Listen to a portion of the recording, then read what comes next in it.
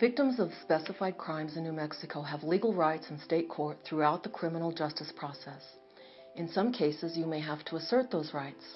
We will explore, over the next several minutes, the nature of victims' rights, as well as how the criminal justice process works generally in New Mexico. Once charges are filed, a host of proceedings quickly follow, normally arrest, the setting of bond, and the setting of conditions of release by the court. Conditions of release are designed to assure the safety of the victim and the community.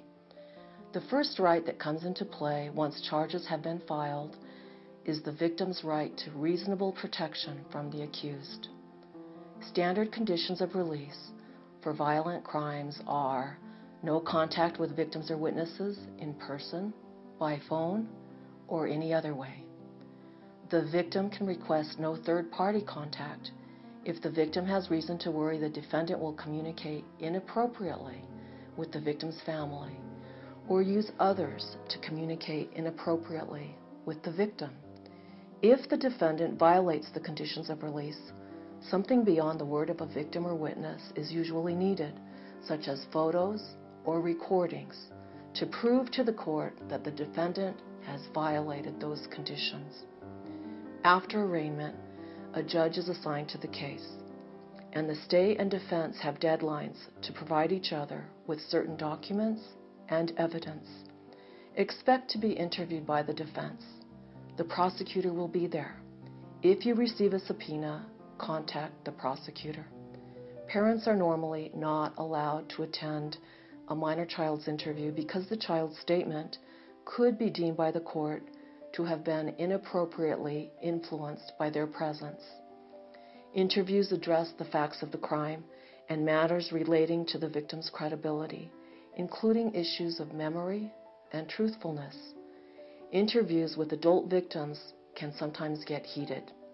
But remember that a victim has the right to be treated with fairness and respect for the victim's dignity and privacy throughout the criminal justice process. The prosecutor or attorney for the state is not the victim's attorney.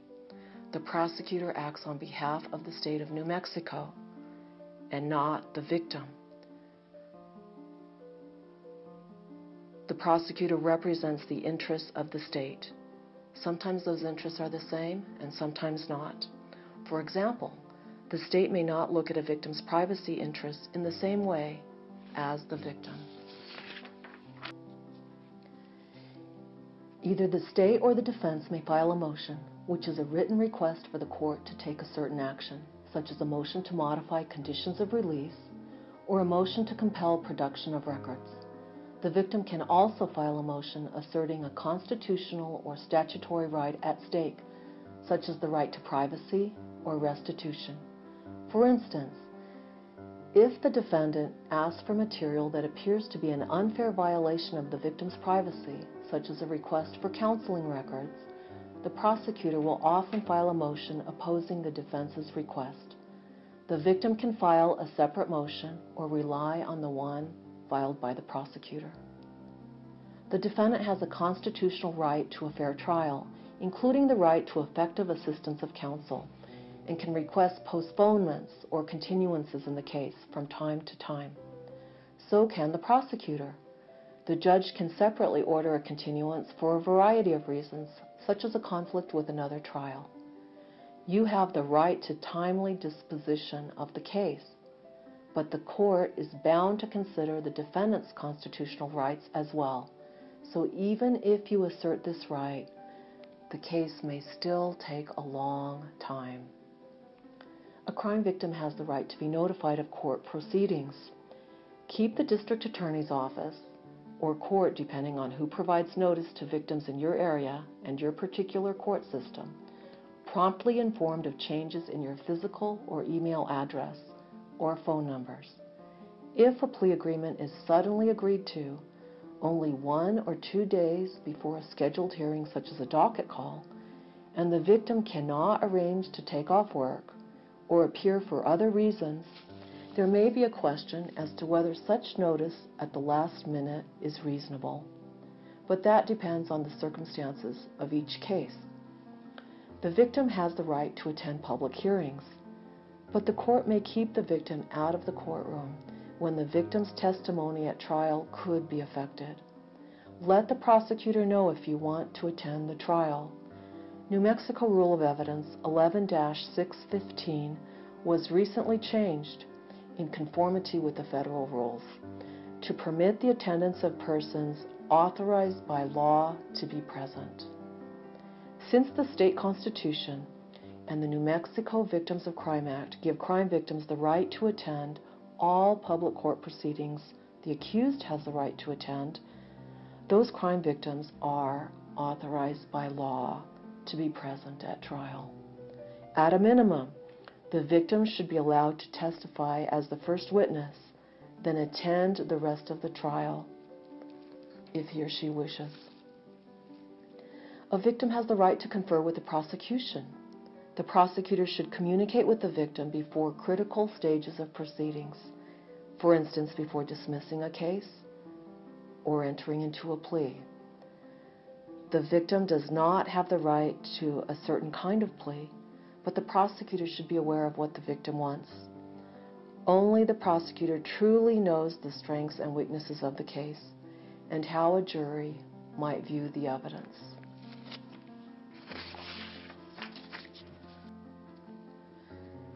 If there's a conviction, whether due to a plea or trial, the victim has the right to make a statement to the court at sentencing and at any post-sentencing hearings for the accused.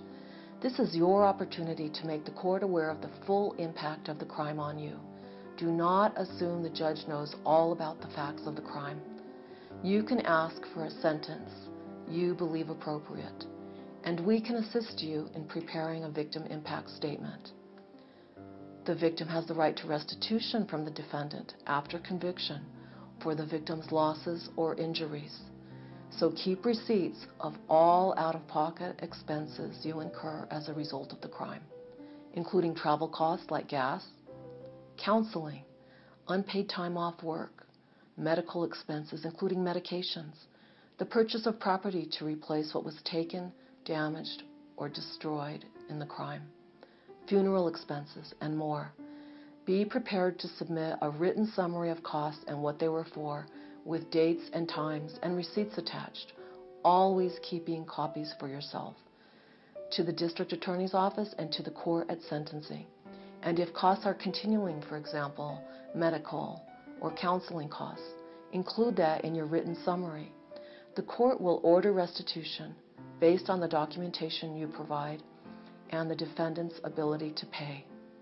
You may also file for compensation with the New Mexico Crime Victims Reparation Commission no later than 2 years after the date of the incident, and be compensated for certain expenses more quickly, but find out their requirements first.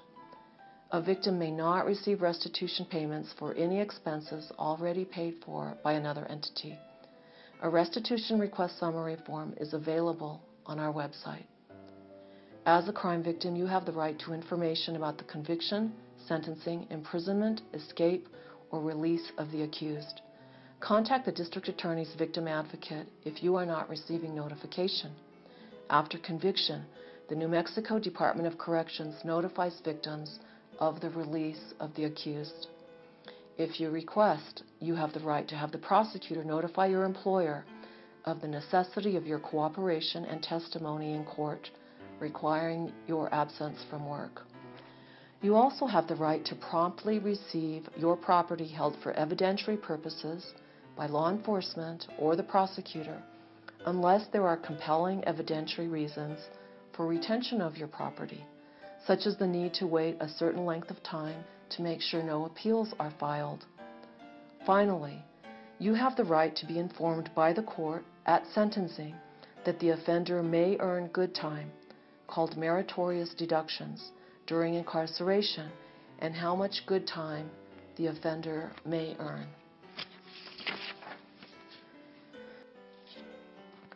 This is not legal advice. There are many more aspects to the criminal justice process and your rights than can effectively be explored in this introduction that you may need to know about. So keep exploring Check out available resources on victims' rights and the criminal justice process, and contact our office at the following number if you have more questions. We can provide you with more information and, if you are a victim of a qualifying crime, possibly assist you in asserting your rights. ¿Se habla español también? Good luck.